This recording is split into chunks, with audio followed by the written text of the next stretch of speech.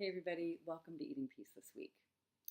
There has been quite a lot of wonderful discussion in the private and it's called a secret group on Facebook, Eating Peace, the Eating Peace experience, the Eating Peace process.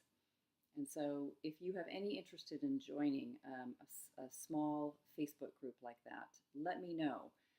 It's not anything you can find and you can't make a request to join.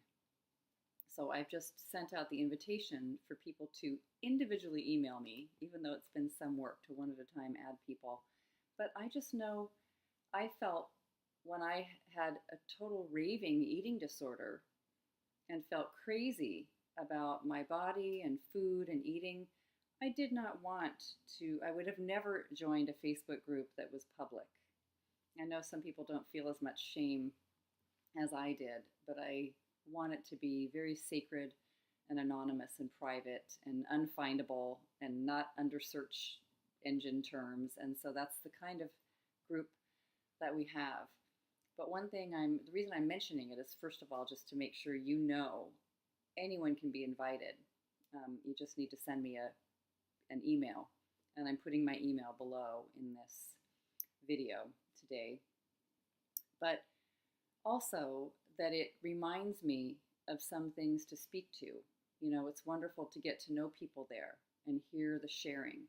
And one thing that really struck me was a moment that somebody shared around food and eating anxiety, and when they went off, like when they started to want to eat, kind of graze eat and grab a little food, was when they were cleaning their house and they were having guests come. And they had the sense of they wanted their house to be perfect. People were coming to stay for an entire week, which can be a long time, right? I know I have watched myself do that. Even recently, I find out that my mother is going to drop by last minute. He's probably one of the few people that drops by. And I'm kind of scurrying around making sure that the countertops don't have a lot of dishes on them and that things look cared for and cared of and, you know, dusted and cleaned and swept. And I might take out the broom and start sweeping. So luckily I have a tiny little cottage and it's just adorable, and I feel like it's the right size for cleaning for the most part, most of the time. And I also have learned to really enjoy cleaning. But this is something that I feel like is really profound for thinking about a belief that arises that can cause tremendous stress within. The urge to be seen as a kind and perfect and clean and orderly human being by others, and to also host people in a manner that is where they feel comfortable and safe and, you know, just secure and at ease. We want that. There's even a term called radical hospitality, which is something used in groups where we just so want to connect with other humans and show that they are absolutely welcome, that you know, we go above and beyond to make our environment or food itself, you know, really easy. Like there's cooking involved sometimes, and refrigerator space and cupboard space. And by the way, you know, you're welcome to help yourself to anything. Just the sense of wanting to be hospitable. But there's many things that get sort of mixed up with that, all the way back to childhood. And some of our perfectionism can begin to kick in. And it begins to feel like, here's the belief, I have to.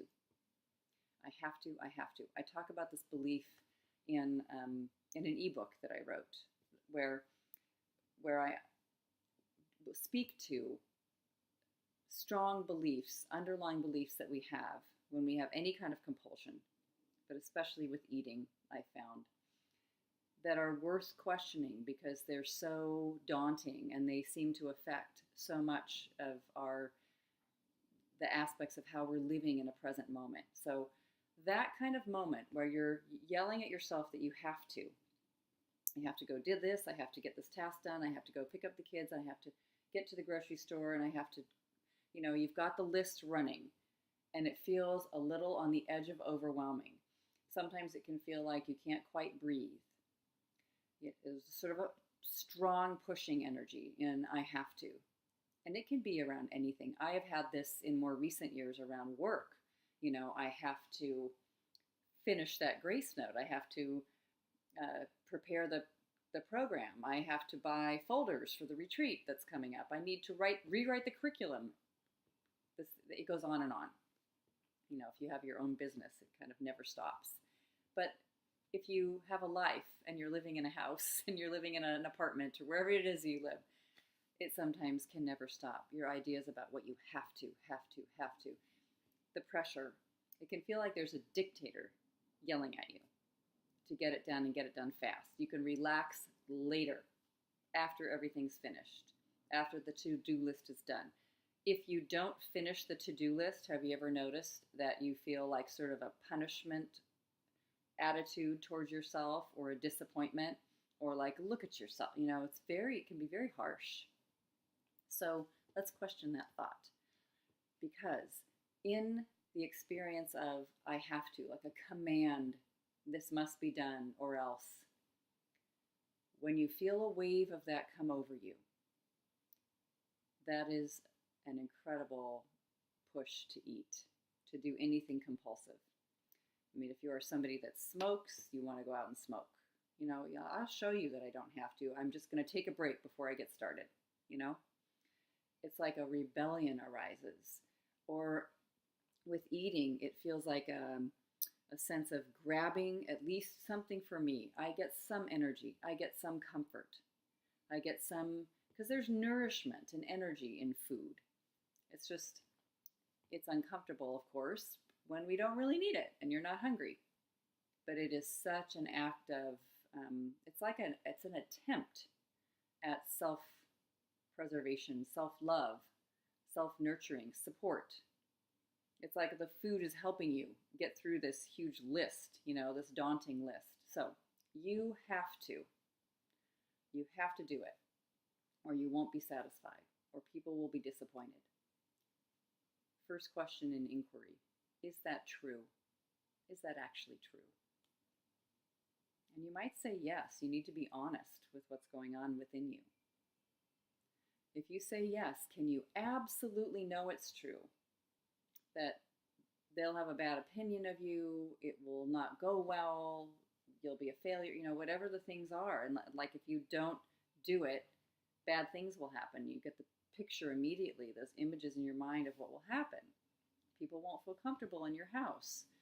You know, my mother will look and say, oh, this is how she lives, you know. Can I absolutely know it's true that I have to, though? I can't find that I know that that's true. But it's okay if you say yes. How do you react when you believe you have to do something? I noticed the way I reacted is I pushed through it. I pressed on. I sometimes hear that in an English accent, and they pressed on, you know, without like holding themselves together with no emotion. Yeah, it's like there's a toughness to it, and I will not break down. I will get through it, hands gripping tight. Who doesn't want to eat or do something comforting and nurturing in the middle of that, you know? Sometimes people who reach for alcohol definitely do huge, heavy-duty tasks and then look forward to drinking when it's all over. So it happens in more places and more areas than just food and eating. It's a really stressful thought. You just notice the experience of the present moment is like a waiting for this thing to be over, and so you can enjoy life again. So who would you be without this story that's very stressful? Who would you be without that thought? Even though it appears to seem like it would be a good idea to go to the grocery store or get out a broom and sweep the floor. But who would you be without the thought you have to do it? Or else, like it's a threat. Like there's a dictator, you know, almost holding a gun to your head saying, you better, come on, get going. Who would you be if you couldn't have that energy? What would that be like? What if it was fun? What if you could bring humor to the situation? What if you could talk to that voice and say, could you give it a rest? This is going to be fine. These are friends who are coming. This is my mother. You know, I don't care if somebody has those glasses, those perfection glasses on. It's going to be fine. Maybe being a little messy might loosen people up a little. And also noticing the joy of having things look gorgeous, but that you just love it for yourself. You know, I love clean countertops and all the dishes done. I notice that I do that every single day. I just have this, everything's done. Usually in the morning, if something's left at night, in the morning, the very first thing that I do is smooth countertops. And I love it. But it's a lightness. There is no thought I have to. It's just where it goes. And what if you brought that attitude towards it? It's like you sort of see when it's this threat or kind of an imminent disaster about not doing something, it's as if you have no power. You feel very powerless. I mean, the list has to be accomplished or else, disappointment. So there's kind of like a lose, lose, lose in every arena. And I just noticed always, whenever I felt powerless about anything I was doing or anything that was going on, I definitely wanted to eat. It's sort of like, I'm going to take something in. I'm going to take something in. Eating is hooked up to be pleasurable. So the taste, at least, the taste is pleasurable. It doesn't feel very pleasurable when you aren't hungry and you're getting full. Of course, that doesn't feel good. And then you have more to get mad at yourself about. So how could you just, in a most simple way, be with these to-do lists, these things that we think we have to? I love turning it around.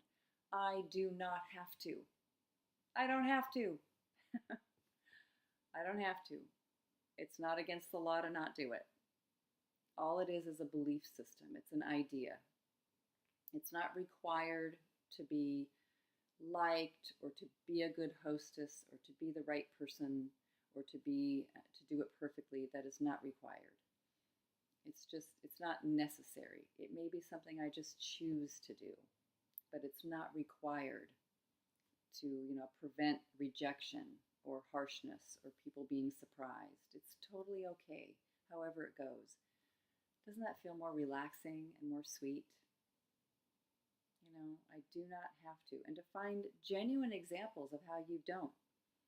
Maybe you can say to your incoming guests, I find I am so excited that you are coming, and I want it to be wonderful, and I'm not going to have all the laundry done by the time you get here. So don't hold it against me. You might make jokes about it. They could feel looser if you hold it in this particular way. I also just think, you can put your hand on your heart. Be gentle with yourself. If you were a kind, wonderful host, or if you were a very powerful person who was dealing with a dictator, the bully over there that's screaming at you that you have to do something, or it's going to be a big disaster. I mean, have you ever observed somebody that handles a dictator or a bully or somebody who's scared really well? A very, very compassionate person. I see that you're really stressed out over there. You know what? Why don't you just sit down for a moment, put your feet up, take a deep breath, just for a moment, and just consider if you really need to be doing this right now or not. Can you walk around the block? Is there something funny you can think of in this moment? Humor changes everything. Can you think of something funny about the way we human beings feel the need to have things be perfectly clean, or the way we are dirty and messy? It is pretty funny. So I do not have to. And just, I sometimes you could put your hand on your heart, take one deep breath, and see if you can find anything funny about life in this particular moment. Just one tiny funny thing. Sometimes that brings in a sweetness so that you don't feel like eating the entire bag of cookies in order to gain some sweetness in your moment. You know, really, I love eating peace is about thinking peace, feeling peace. Everyone wants to feel peace. And then sometimes we're out of it because of what we think is required, It doesn't feel so peaceful.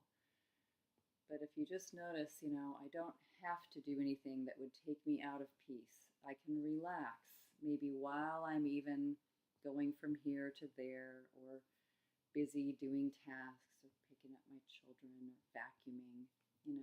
I can be relaxed and peaceful while I'm doing it, like it's a meditation. It reduces the urge to eat. It really does. And it can be amazing how just that simple self-nurturing, being nourishing with your feelings and your sense of peace. If you need to, lay down on the floor for a minute. I mean, really lay down on the floor. Just drop to the floor. It can be kind of funny, right? You know that when your house is on fire, I just remember seen pictures when I was a kid of first aid stuff and had people's clothes on fire. And you're supposed to, and I was like, why would their clothes be on fire? But stop, drop, and roll. Stop, drop, and roll. That's what you're supposed to do. Put the fire out. Well, you can put the emotional fire out. And this kind of intense urgency, and just hold still, completely still for a moment, and see what happens when you have that gift, when you can give yourself that gift of rest. It may be truly what you actually want. It may be even possible that you find you don't have to, and you can actually not do something and notice how it's still perfectly fine. You did not vacuum, and everything is absolutely okay. All right. Another way to turn that around, final way, is I have to question my thinking. I don't have to do this task. I have to not do it. And I have to just question my thinking. Question my beliefs in this moment. Relax. Relax the urgency.